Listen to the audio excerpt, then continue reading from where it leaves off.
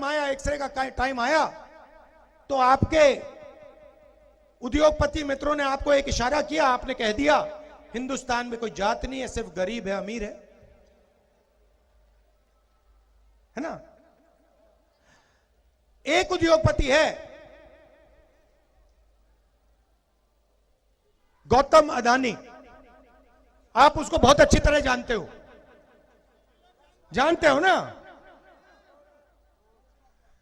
हिंदुस्तान के एयरपोर्ट अदानी, हिंदुस्तान के port Adani, mining Adani, power generation Adani, solar power Adani, wind power Adani, Himachal से अदानी, जहां भी देखो एयरपोर्ट भी, जहां भी देखो, ये देखो, ये भी, जहां भी देखो आपको एक ही व्यक्ति दिखाई देगा।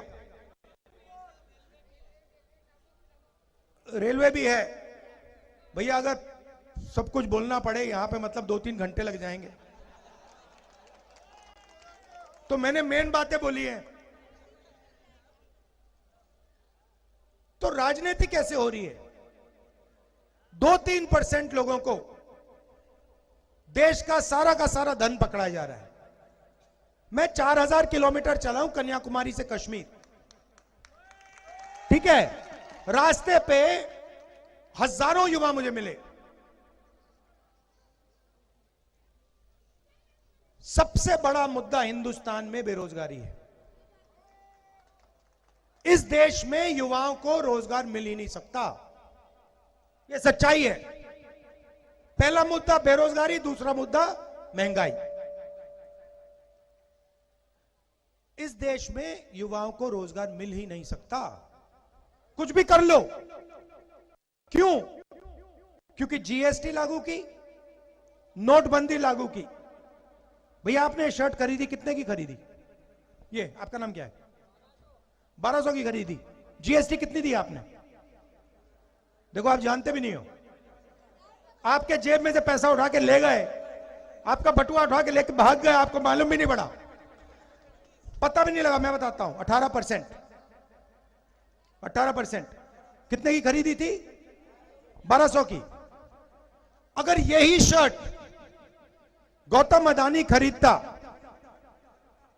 ठीक है, 1200 की, वो कितना टैक्स देता? वही 18% देता, उतना ही देता जितना इन्होंने दी। इनकी आमदनी 20,000 रुपए, 50,000 रुपए, उनकी आमदनी लाखों करोड़ रुपए, यही उतना टैक्स दे रहा जितना आपके जेब में से पैसा जा रहा है। 73% के जेब से पैसा निकल रहा है।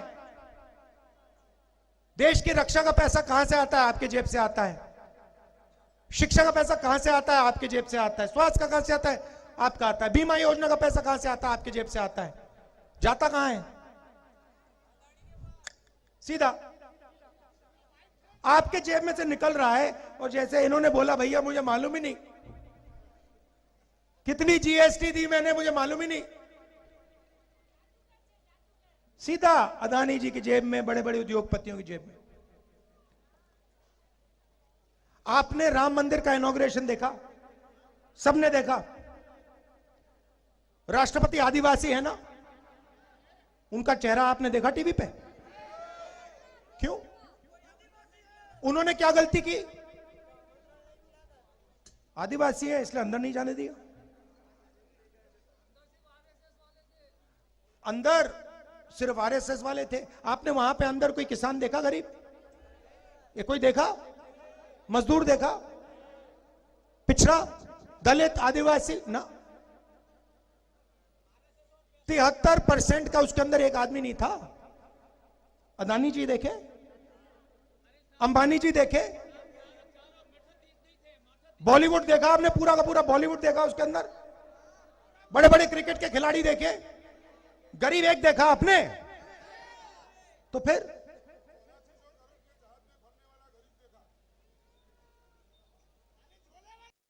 हां, तो ये हो रही है राजनीति। इसीलिए हमने भारत जोड़ो न्याय यात्रा शुरू की है। इसीलिए हम 4000 किलोमीटर चले। आप कहोगे भाई 4000 किलोमीटर चलने की क्या जरूरत, ये हमारी बात ही नहीं रखते। कुछ भी कर लो, मीडिया वाले जो देश के मुद्दे हैं कभी रखते ही नहीं है।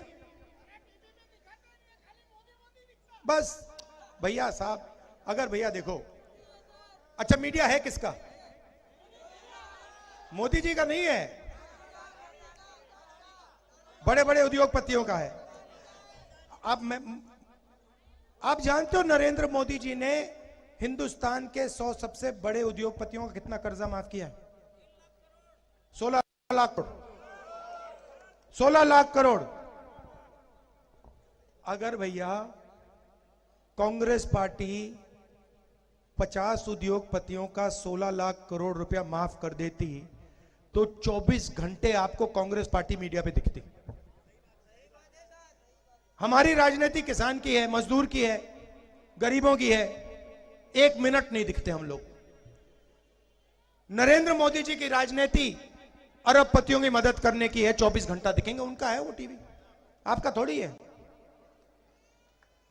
पहले रास्ते थे, 73% के रास्ते थे। कौन से रास्ते थे? पब्लिक सेक्टर था, BHEL, HAL, ये संस्थाएं थी। किसी को दिल में देशभक्ति थी तो कहते थे भैया आप जाके सेना में जाइए, एयरफोर्स में जाइए, नेवी में जाइए। वो भी रास्ते रोक दिए। पब्लिक सेक्टर को एक के बाद एक प्राइवेटाइज कर रहे हैं। और अग्निवीर योजना तो आपने बहुत अच्छी तरह समझ ली है, देख लिया है। 2 तरीके के शहीद हैं अब, एक रेगुलर आर्मी वाला और दूसरा अग्निवीर। दोनों एक साथ लड़ेंगे, दोनों एक साथ लड़ेंगे। एक की 6 महीने की ट्रेनिंग होगी, दूसरी साइड चाइना वाले 3-4 साल की ट्रेनिंग लेके आएंगे। हमारे अग्निवीर जाएंगे 6 महीने की ट्रेनिंग लेकर। जब वो शहीद होंगे उनको कहा जाएगा देखो तुम अग्निवीर हो, तुम्हें शहीद का दर्जा नहीं मिलेगा, तुम्हारे परिवार को पेंशन नहीं मिलेगी।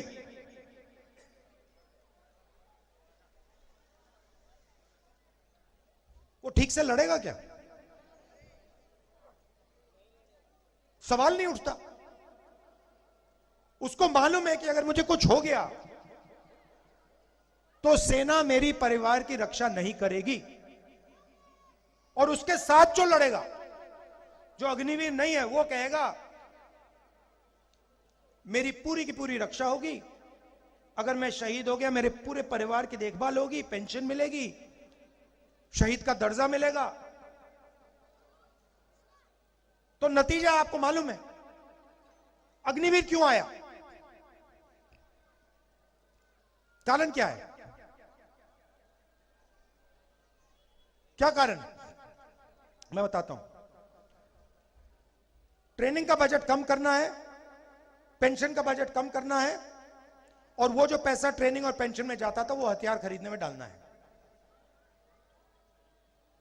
हथियार के इंडियन डिफेंस के सारे कॉन्ट्रैक्ट देख लो, ड्रोन के कॉन्ट्रैक्ट देख लो, हथियार के कॉन्ट्रैक्ट देख लो, सारे के सारे एक ही व्यक्ति को जा रहे हैं। नई राइफल आ रही है, इजराइल में बनती है, अदानी जी का जॉइंट वेंचर है, यहां पे बेचेंगे, आर्मी को बेचेंगे, सीधा पैसा आएगा। पहले कारतूस इंडियन ऑर्डिनेंस फैक्ट्री बनाती थी, अब आने वाले समय में गोला बारूद कारतूस अदानी जी बनाएंगे, राइफल अदानी जी बनाएंगे, हिंदुस्तान की आर्मी खरीदेगी। इंटरनेट पे जाओ, मेरी बात मत मानो, इंटरनेट पे जाओ, अदानी डिफेंस लिख लो, उसमें देख लो कहां की राइफल बन रही है, कौन सी राइफल बन रही है। ड्रोन कहां का है, कैसे बेच रहे हैं, सब लिखा हुआ है वहां पे। तो ये हो रहा है देश में। जनता को बांटते हैं, नफरत फैलाते हैं, एक धर्म को दूसरे धर्म से लड़ा देंगे, जात को जात से लड़ा देंगे, भाषा को भाषा से लड़ा देंगे, नफरत फैला देंगे, और फिर उसके बीच में आपका सारा का सारा धन सीधा वहीं 2-3 लोगों की जेब में चला जाए। यह लड़ाई है। यह कांग्रेस पार्टी और बीजेपी के बीच में फर्क है, यही लड़ाई हो रही है। आपने हमारा यहां इतने प्यार से स्वागत किया, यात्रा में आपने अपनी शक्ति दी। अगले दिनों में मैं आपसे मिलूंगा, बहुत टाइम मिलेगा मिलने के लिए, सेल्फी लेने के लिए, हाथ मिलाने के लिए। आप सबका दिल से धन्यवाद करना चाहता हूं। नमस्कार, जय हिंद। बहुत बहुत धन्यवाद राहुल जी। मैं विनंती करता हूं मुकुल वासनिक जी से कि वो धन्यवाद प्रकट करे અને સરદાર સેનાના 5 મિત્રો જેઓ સરદાર પટેલ સાહેબના માન સન્માન માટે લડત લડી